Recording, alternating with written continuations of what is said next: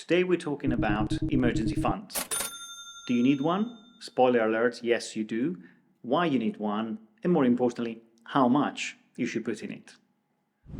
Some people describe an emergency fund as a financial parachute. And I think the metaphor holds to a point, in the sense that just as the parachute is a safety device that will help you land safely should you plunge into the void, your emergency fund will do exactly that. However, the metaphor breaks when you think about the limited amount of money you normally keep in your emergency fund. It's like having a parachute that only works for a number of minutes. So if you've selected the right parachute, it will safely bring you to ground.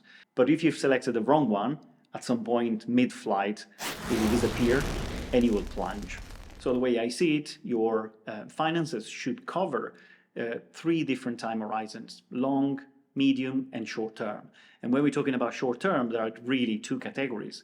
One is your liquidity, which covers your ordinary expenses, and that normally sits in your bank account. And then you've got an emergency fund, which covers the extraordinary, unplanned expenses. These 2 combined should cover all of your short-term needs. Okay, so that's what an emergency fund is, but why do you need one? Well, the reason is that in case of trouble, you want to avoid being forced to borrow money, maybe at a very high interest rate from your bank, or even worse, using your credit card with those astronomical interest rates.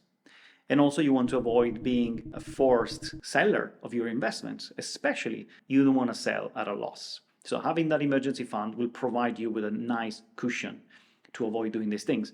But there is also another reason, and the reason is that you want to sleep tight. 45% of people around the world don't have enough to cover 1 month of expenses should they lose their jobs. These people can't really sleep tight, but you can with the proper emergency fund.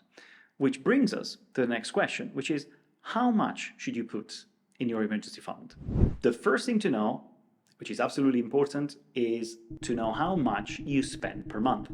That's why it is vital to track your expenses.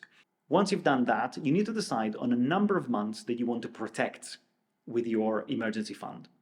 And that depends on a number of factors. The most important is your income. How regular is it? If you are in a standard job and you get your monthly salary, then you're in a good situation. But if you are a freelancer and you only get paid every, 4 to 6 months, or even worse, if you are an early retiree who doesn't have any income, then your emergency fund will have to grow. At the same time, your risk tolerance may modify the amount of money you want to keep in your emergency fund, and also your desired lifestyle and your ability to change your lifestyle should something happen will influence how much money you keep in your emergency fund. So if you love going out to Michelin-starred restaurants and you want to continue doing that, even if you lose your job, well, you better make sure that your emergency fund is correctly sized. Once you've done that, the next question is, how many months should I aim for? Usually, for people in a normal situation, so regular job and regular salary, financial advisors suggest to keep between 3 and 6 months worth of expenses. These, of course, you have to modify if you want to sleep tighter at night, if you want to be on the safe side, or in general, if your income is not that regular. In my case, I want to keep 1 year of expenses in my emergency fund. Whatever you decide to do with your emergency fund, it's absolutely important that you review it on a regular basis, maybe once a year, because your expenses will change over time. An emergency fund that covers 6 months of expenses today may become a smaller fund that only covers 4 months of expenses in 2 years' time. So make sure you look at that.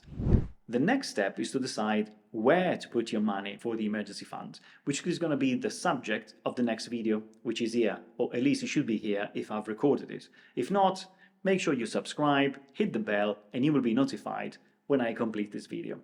For now though, thank you very much for watching, and see you soon.